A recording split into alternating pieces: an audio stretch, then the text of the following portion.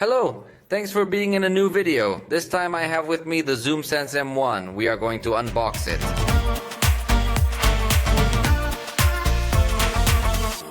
Just and this device, some people have decided to name it the Koppel cell phone because it is distributed through Koppel. We have already had some other Zoom devices in the channel, so you can go take a look at them. The truth is they are basic devices, so let's find out what you can offer us with this device whose launch price is $4,299. On the screen you see the reference price in dollars just to give you an idea, but remember that the prices here are not the same as over there. Let's open the box and see what we find. But first let's take a look at the highlights. We have Red 5G, 8 gigabytes of RAM with 256 gigabytes of storage. I think we're doing pretty well on that front. We actually get another 8 gigabytes of virtual RAM. Then we have a 50 megapixel camera. Apparently it's going to be able to record in 2K. And we finally have 18 watts of power. I think it's simple in this respect.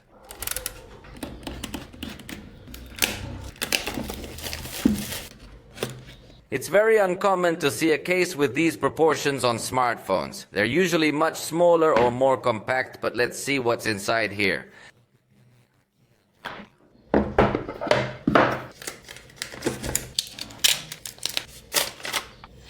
And the first thing we are going to find will be the cell phone, which has a fairly reflective finish on the back cover as they all count. Predominantly yellow, but also has some reflections in purple and blue. An interesting design. On the front it comes with a sticker, where they highlight exactly the same features that we had already seen on the box, but also add that they come with Android 13. So, let's remove this sticker. We're going to turn this device on, and in the meantime we see what else comes in the box. We come across a quick guide which is way too extensive. In fact, it's just a trifold, so it's over very quickly. And in this other sheet, they simply make it clear that they have technical repair service, although obviously at an additional cost. Something interesting that I liked is that it comes with a screen protector. It says, "We help you protect your Zoom," and here it gives us some positive points of this mica. It says it has perfect adhesion, anti-grease surface, thin touch, real glass, HD screen, and high contrast coating. We're going to pull out this mica just to get to know it, although I'm not going to apply it to it yet.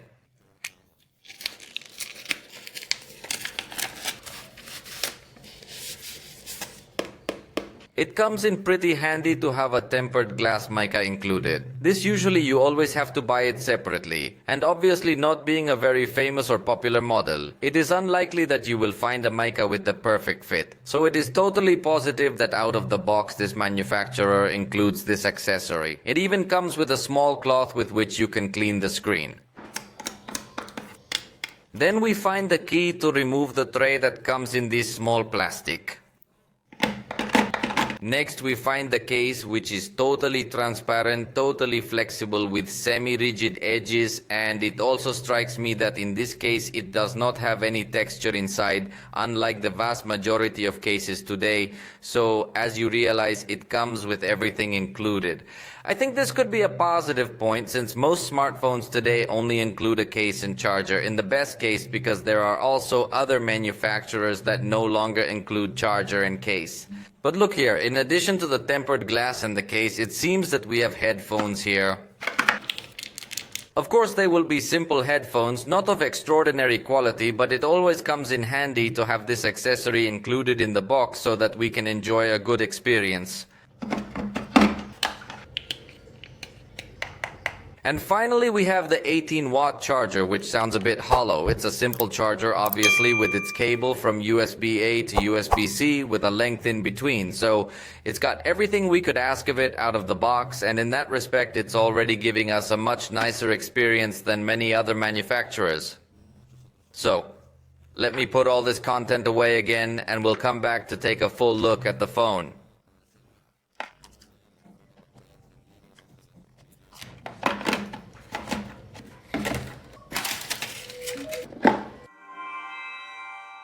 I already have the device set up, so how about we take a look at all its specs so you more or less know it. It has 6.5 inches screen in its diagonal with HD plus resolution. Definitely a simple screen, and since I first saw it I noticed that it has pretty poor viewing angles. Notice how the brightness is lost quite a bit when you rotate the cell phone. So definitely not going to be its most attractive point. 32 megapixel front camera with f2.0 aperture. Definitely looks like a very good quality front camera in specs. And here I did a first impressions test. The preview is not yet light optimized, and unfortunately neither is the result. You do notice the 32 megapixels because you see a photo with quite a bit of detail, but the fact that it doesn't balance highlights and shadows well is definitely a weak point. Notice how on the rear camera it does have automatic HDR, but on the front camera it doesn't have HDR. That is unforgivable in a device of full 2023. On the back we find 50 megapixel main camera with f1.8 aperture and two marketing cameras. That is the 2 megapixel macro camera and the 0.08 megapixel depth camera. That's not good for anything. I have some examples here. Truth be told, through the screen you get a little bit different colors in the camera, but I find the main camera photography to be very good. Very good level of detail, good color saturation, looks a pretty sharp picture. In that sense, it does leave me with a good experience. It even lets us make a 2x zoom adjustment. It still gives us good quality, and the maximum zoom is 4x, which is not much, but it is honest work. And in this case, the phrase applies very well. Other manufacturers will let you go up to 10x, but it's gonna look like this, as if you were just stretching the image. In this case, 4x still maintains a pretty sharp image and even with good color saturation, so I think the zoom is fine. The macro camera, I don't like it very much. In this case, it has rather inaccurate colors, although you do get to see the level of detail in this little flower quite well. This is what you could achieve with the main camera by applying 2x zoom. I think you can see the detail well, although I insist that macro photography will not be an attractive point in this device. In fact, with the 1x setting, I think the detail that we have here inside the flower comes out better, so the macro camera doesn't appeal to me. And here's a portrait photograph for a quick look. On the person it looks like the edges are spot on, but on the subject you can see how the head is completely out of focus. So you definitely don't have good depth detection. If you are only going to take portrait photos of people, yes, it will come out well, but if they appear with objects or with some nearby relief, it will definitely not come out a natural photo. Its battery is 4,900 milliamps with 18 watts charging support. In that sense, I think it will be like the average smartphone, even though it does not have a 5,000 milliamp battery, but we will test it later. Its most attractive point will undoubtedly be the storage, since it has 256 gigabytes. Although obviously I guess it will be a slow storage to give priority to capacity, so I do not think it will be a very fast cell phone to say, but you will be able to store a lot of images, photos and videos. It also stands out because it has 8 gigabytes of RAM with another 8 virtual gigabytes. Although the virtual RAM, I do not consider that it is going to be very attractive, taking into account that the storage does not have much speed. So personally, I would disable it, but I'm going to leave it enabled for all the tests that I will do later. It comes with Android 13 out of the box and features the MediaTek Dimensity 6020 processor. This may be another attractive point because these are MediaTek's newest generation processors, but how about we measure its power with a benchmark? Let's run this benchmark and I'll get back to you when this is over. And here are the results.